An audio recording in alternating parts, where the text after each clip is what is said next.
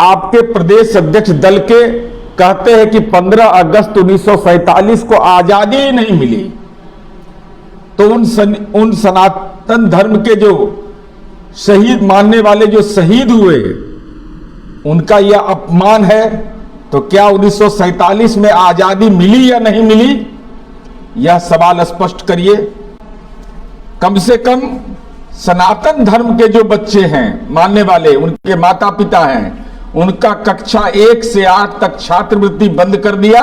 हालांकि राज्य सरकार, माननीय मुख्यमंत्री जी उनको छात्रवृत्ति दे रहे हैं, लेकिन आपने बंद किया। तो आज इस पर आप स्पष्टीकरण दीजिएगा, क्योंकि सनातन धर्म के आप बड़े अल्बमदार हैं, जानकार होने का दावा भी है। साथ ही साथ जो 10% आरक्षण संविधान के तहत सामान्य समुदाय को मिला, वो भी, उसमें भी सनातन धर्म मानने वाले लोग हैं। पूजा पाठ एकदम मन से हम लोग करते हैं। तो कम से कम माननीय नीतीश कुमार जी ने बिहार में उनको स्कॉलरशिप दे रहे हैं, स्टूडेंट क्रेडिट कार्ड दे रहे हैं, तो आप सनातन धर्म वाला को दे दीजिए। जो 10% आर्थिक रूप से पिछड़ा है उसके पढ़ने के लिए सहायता दीजिएगा ना। तो हम जानना चाहते हैं माननीय केंद्रीय सहकारिता मंत्री जी, गुजरात में 1289 आपके कार्यकाल में मंदिर तोड़ दिए गए, सनातन धर्म का मंदिर तोड़ दिया गया, तो उस मंदिर को कहीं पर स्थापित करवाए हैं तो उसका ब्यौरा दीजिए। उत्तर प्रदेश में 688 मंदिर तोड़ा, उत्तराखंड में 42, राजस्थान में जब भाजपा की हुकूमत थी 375, सबका सूची है, जगह का नाम है मेरे पास, डेट है। आज का ये दिन फेसबुक लाइव आने का कारण यह है कि देश के आदरणीय गृह मंत्री अमित शाह जी, जो सहकारिता मंत्री भी हैं, आज बिहार आ रहे हैं। 2 जगह उनका निर्धारित कार्यक्रम है, और ऐसे दौर में जब सनातन धर्म विमर्श का केंद्र राजनीति का बन गया, शिक्षा, रोजगार, स्वास्थ्य जैसे बुनियादी सवाल नहीं, तो स्वाभाविक है सनातन धर्म के हिसाब से भी जिनको सत्ता में काम करने का मौका मिल रहा है, तो सनातन धर्म मानने वाले इस देश में बहुसंख्यक हैं। तो हम आदरणीय सहकारिता मंत्री भारत सरकार से यह अनुरोध करते हैं कि जननायक कर्पूरी ठाकुर सनातन धर्म की परंपरा के थे। उनकी 100वीं जयंती का अभी वर्ष कार्यक्रम चल रहा है। हमारी पार्टी कार्यक्रम कर रही है जननायक कर्पूरी चर्चा। तो हमारी उम्मीद है कि सनातन धर्म मानने वाले सम्राट अशोक को भाषाई रूप से जिसने अपमानित किया, आदरणीय अमित शाह जी, आपने तो उनको पद्मश्री दे दिया। तो हमारी उम्मीद है कि आज झंझारपुर आप जा रहे हैं, जननायक कर्पूरी ठाकुर स्टेडियम में, जो माननीय मुख्यमंत्री नीतीश कुमार जी ने बनाया है, तो आज कम से कम सनातन धर्म मानने वाले के प्रति न्याय कर दीजिए कि जननायक कर्पूरी ठाकुर को भारत रत्न दीजिए।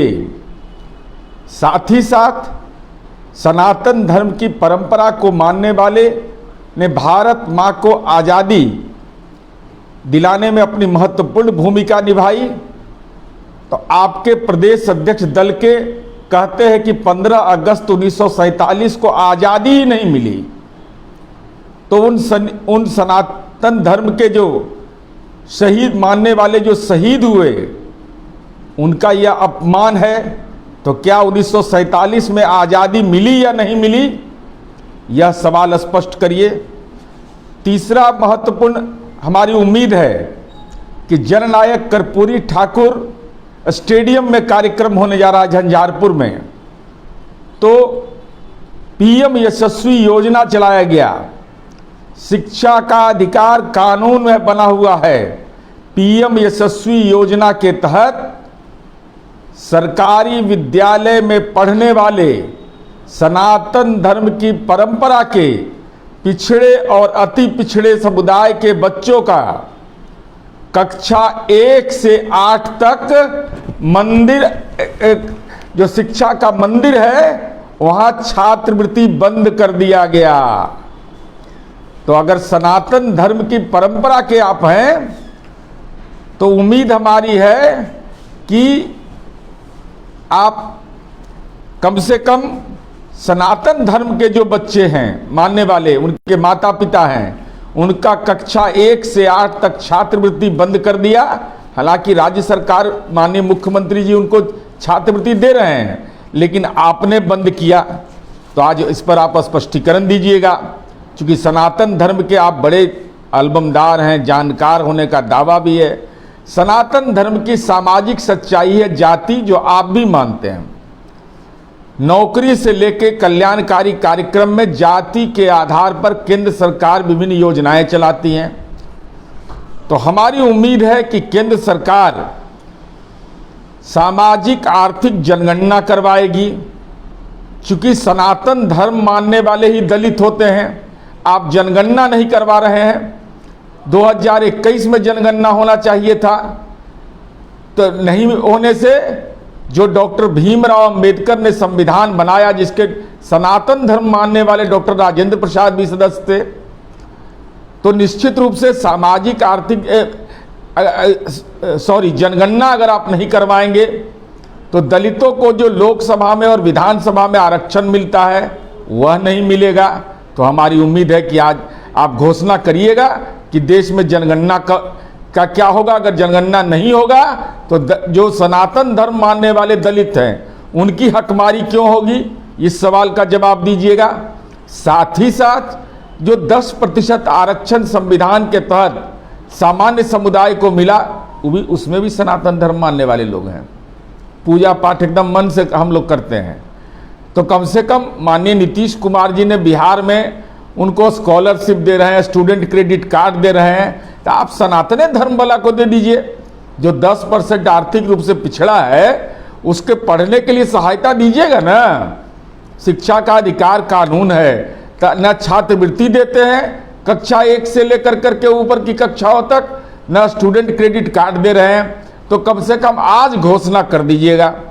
साथ ही साथ आप रोजगार का आपने वायदा किया था, 2 करोड़ रोजगार का, छोड़िए वो तो जुमलेबाजी आपने कहा, लेकिन आज आप आ रहे हैं मधुबनी जिला का पंडौल राष्ट्रीय कपड़ा मिल, वहां बंद है, भूभाग उपलब्ध है, जमीन की घेराबंदी है, सड़क है, बिजली उपलब्ध है।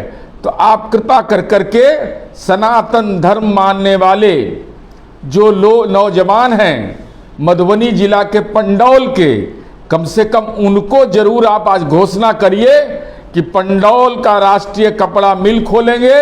और अगर आप सनातनी हैं तो सनातन धर्म मानने वाले युवाओं को प्राथमिकता के आधार पर जितने पद हो सकते हैं उसको सृजित करके मिथिला पंचांग के अनुसार जब आपको सुविधा हो, लेकिन चुनाव के पहले, ये नहीं कि चुनाव के बाद में, तुरंत उस मिल को खोलिएगा।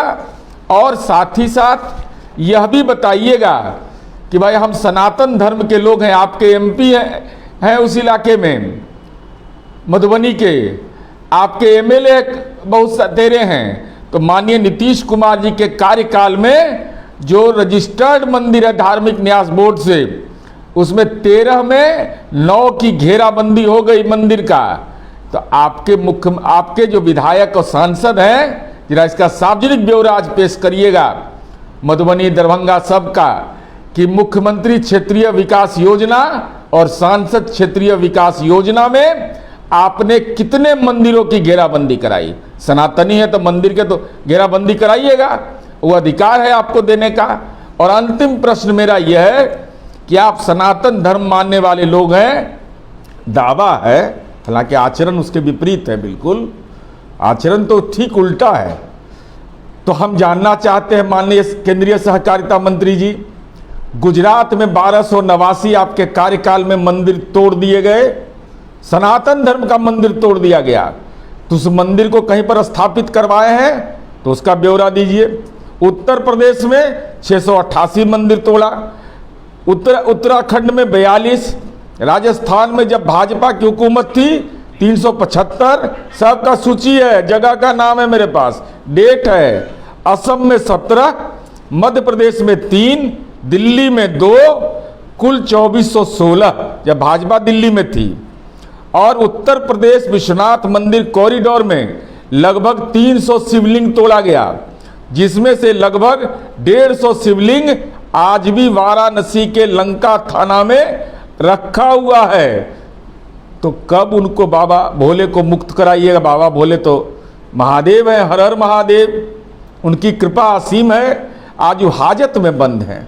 आप सनातन धर्म के बड़े पैरोकार हैं, आदरणीय गृह प्रधानमंत्री जी भी हैं, तो इनका मुक्ति पत्र पर हस्ताक्षर होगा कि नहीं, आज घोषणा करिए। 2019 में आपने भारत माता का मंदिर तोड़ दिया। अप्रैल 2023 में उज्जैन, जो महाकाल का मंदिर है, सब लोग श्रद्धा निवेदित करता है, वहां उज्जैन में आपने रुद्र हनुमान मंदिर और सती माता का मंदिर तोड़ दिया गया। आपके मन के अंदर सवाल उठता होगा कि मंदिर क्यों तोड़ा गया? मंदिर तोड़ा गया राष्ट्रीय राजमार्ग के विकास में। तो वही दौर बिहार में आया, इसे बेगूसराय से सिमरिया तक के 13 मंदिर टूटे। तो माननीय मुख्यमंत्री जी ने तुरंत इसको संज्ञान में लिया और कहा कि अगर मंदिर टूट रहा हो, मस्जिद टूट रहा हो, चाहे चर्च टूट रहा हो, किसी भी धार्मिक समूह का हो, तुरंत उस मंदिर को स्थापित करिए। बगल में कहीं पर भगवान का मंदिर तोड़ कर करके उसको जमींदोज मत करिए। वह ईश्वर आस्था का चीज है। माननीय मुख्यमंत्री जी ने कहा कि चाहे कोई भी धर्म का हो, मंदिर हो, इबादतगाह हो या चर्च हो, वहां पर बगल में मंदिर बनवाइए। और जिला प्रशासन को निर्देश दिया, उसका अनुपालन हुआ।